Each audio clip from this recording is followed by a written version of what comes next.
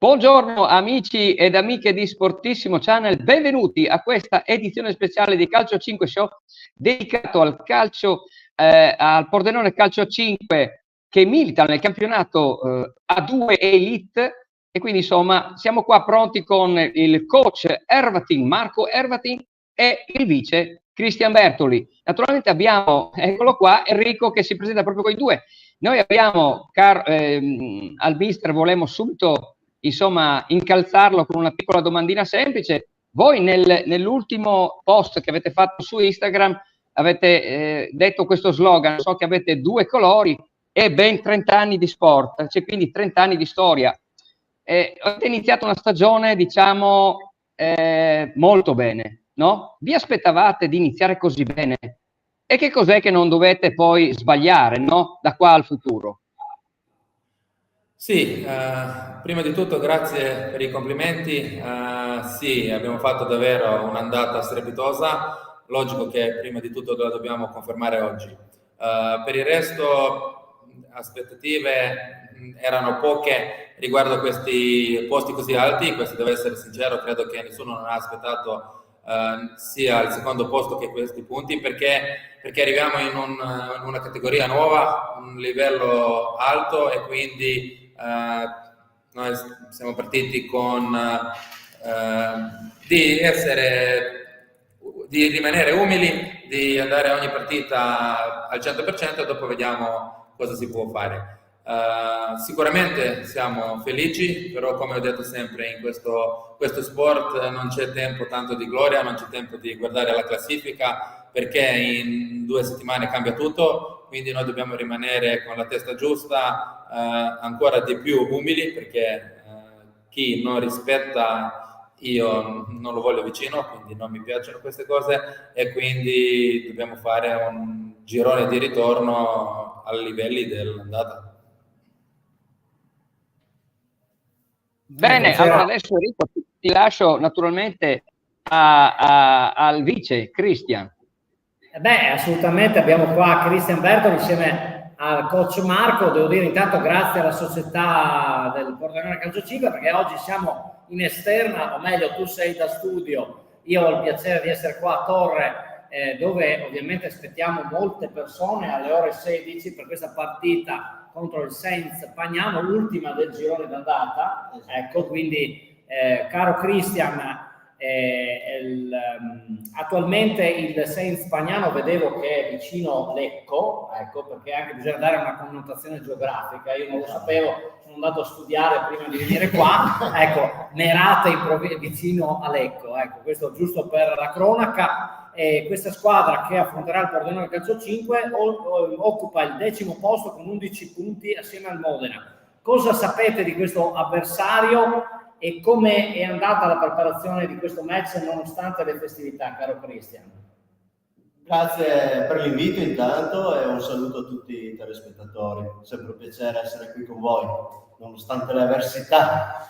Intanto c'è una bella coppa. Intanto qui abbiamo una coppa che il presidente Onofri e il suo vice Federico Sacilotto hanno ritirato a Faenza in occasione delle qualificazioni mondiali. Quelli ne parliamo dopo col mister. Ne parliamo dopo, va bene. Purtroppo lui ride, ma noi un po' meno. E non ridiamo nessuno dei due, penso. Purtroppo, vabbè. Comunque concentriamoci sul Sainz Pagnano. Sì, Sainz Pagnano, oggi abbiamo Sainz Pagnano, 11 punti, ma sai Enrico, come ti ho già detto in altre occasioni, non guarderei tanto la classifica, perché questo è un campionato veramente molto molto equilibrato, basta pochissimo, 2 o 3 risultati buoni per essere secondi, 2 o 3 risultati meno buoni per essere fuori dai playoff e vicini ai playout.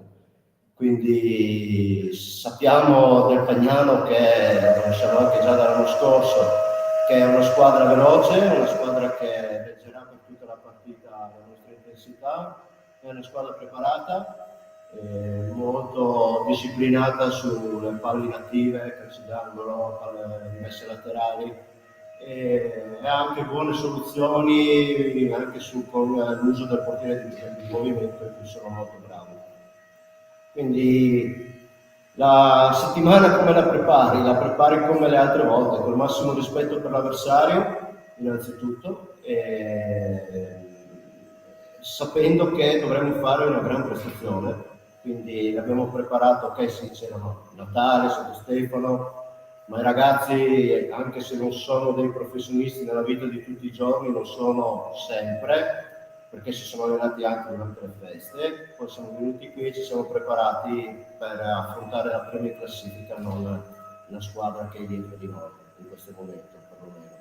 E quindi noi dobbiamo giocare così, sapendo che se oggi vogliamo tornare a casa con dei punti importanti prima della fine dell'anno, dobbiamo giocare come se giocassimo contro la prima. Esatto, caro Max, so che hai una domanda per coach Marco riguardo proprio le qualificazioni mondiali. Beh sì, certo, intanto come tu sai Marco, la Slovenia ha battuto l'Italia ben 4-2 e nessuna comunque delle due squadre si è qualificata ai mondiali. Cosa è mancato a queste due squadre per potersi qualificare? Cioè cosa che è andato storto, diciamo? Ma guarda, se posso dire la mia, per me non mi è strano che la Slovenia ha battuto l'Italia, perché sono amico di questi giocatori, di questa filosofia, mentalità balcanica che da sempre dico e ho portato qua a Pordenone, e lo so come loro vivono per queste partite. La cosa strana è che secondo me un livello della nazionale italiana non può perdere le qualificazioni così. Quindi io condivido il post di anteprima su Facebook che secondo me qua l'Italia ha sbagliato, perché il livello, quando tu hai un certo signor Merlin nella squadra, che non parlo di altri giocatori come Motta, Musumeci, Isgor e così avanti, tu non puoi fare un paragone con la Slovenia che ha due professionisti e tutti gli altri giocatori che giocano per 200-500 euro con 2 allenamenti al mese in un campionato di 8 squadre dove il livello al di là delle prime 2 squadre è livello molto basso. Quindi se tu perdi dopo qualcosa qua, qualche domanda la dovrebbe fare. Sì. Però dopo che vinci contro l'Italia, però non puoi neanche sbagliare come Slovenia la partita più importante a Plzeň con la Repubblica Ceca, dove hai 4 giocatori 40 anni che giocano l'ultima partita e danno l'addio alla nazionale ceca, quindi lì non puoi sbagliare, quindi lì devi fare di tutto, puoi giocare male, puoi non giocare niente, ma devi portare a casa almeno la qualificazione per quei spareggi per il mondiale. Quindi hanno sbagliato entrambi, sì, se guardiamo dall'inizio, logico più Italia, perché ok, se tu sai che hai in gruppo una certa signora Spagna, non puoi pensare che vinci a casa l'ultima con loro e che ti qualifichi, ma devi vincere a Plzeň, devi vincere in casa con Repubblica Ceca un pochino più facile dell'ultimo gol 5 secondi dalla fine con tanta fortuna e perdere a Ljubljana con Slovenia. Questo è il mio parere e lo dico davanti a tutti. Ecco, è stato molto... Vai, adesso tu Enrico, prego. Sì, abbiamo ovviamente per Cristian una domanda, perché innanzitutto lo ringraziamo di essere sempre presente a questa trasmissione e ci regala sprazzi, insomma, anche in diretta dal Palaflora, che noi al momento stiamo occupando una saletta, ma sono praticamente vicino al campo, si può dire, in tutti i sensi. Si sentono i rumori, stanno preparando allecremente. Gente che lavora per noi sempre. Esatto, questo dobbiamo salutarla, avere rispetto molto per loro, per queste persone qua, perché noi vediamo tutto pronto, ma in realtà c'è chi si fa il mazzo tanto per darci lo spettacolo che ci meritiamo e che si meritano i nostri tifosi. Ecco, hai fatto bene Cristian a precisarlo, e io volevo anche porre l'attenzione sui supporters, sul tifo organizzato, perché vedo le foto di Roberto Pazienti, che anche lui, al quale esatto va un applauso, e perché rende l'atmosfera la cornice di pubblico che è presente anche quest'oggi, ci auguriamo, ovviamente qui a Torre di Pordenone. Ma soprattutto mi avete ricordato, a me che seguo anche il basket, la Virtus Bologna, no? Quando gioca in casa è un sesto uomo, quindi credo forse possiamo fare un parallelismo anche qua a Pordenone, no? Di questo uomo in più dato dal pubblico, o non mi sbaglio? Non ti sbagli, ma voglio dire di più. Vai. Il sesto uomo ce l'abbiamo sempre, anche in trasferta. ce l'abbiamo avuto anche a Lecco, quindi vedo. Ce l'abbiamo avuto a Venezia, a Mestre per la precisione, ce l'abbiamo avuto a Lecco, addirittura una corriera, è venuta su una corriera intera, a un certo punto sembrava di essere in casa, il palazzetto era completamente nero-verde.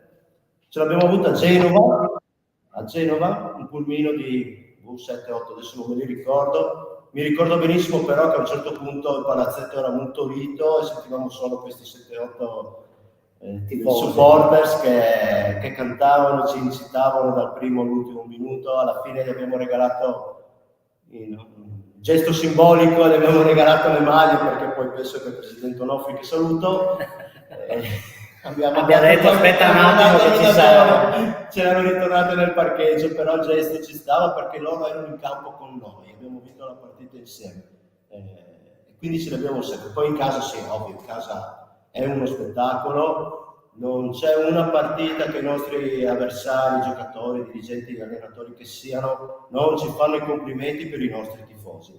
È un pubblico top da Serie A, è un pubblico corretto che fa il suo tifo, qualche insulto scappa, chiaro, però non ci sono mai esagitazioni che vanno oltre quello che è l'incitamento alla squadra.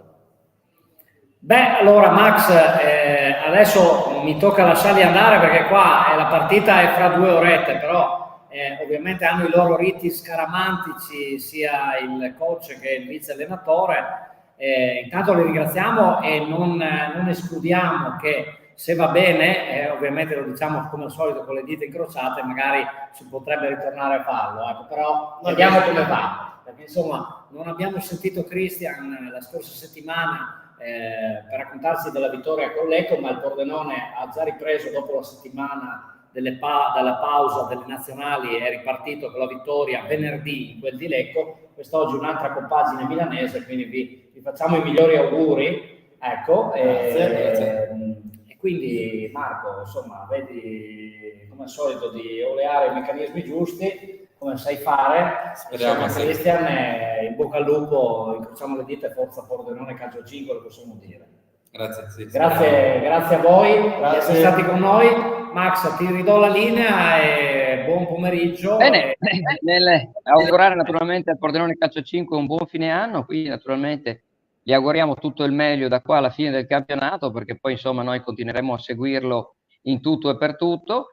E che dire, a tutti i telespettatori di Sportissimo Channel, ci sentiamo più presto e vi ringraziamo per questa ascolto, per questa puntata super speciale, devo dire, con due personaggi del calcio 5 veramente importanti. Li ringraziamo perché non è da tutti venire comunque da noi e noi ringraziamo assolutamente per la loro presenza. Insomma è tutto, direi, da Sportissimo Channel. Un saluto da Massimiliano e da Enrico. Alla prossima. Auguri, ciao.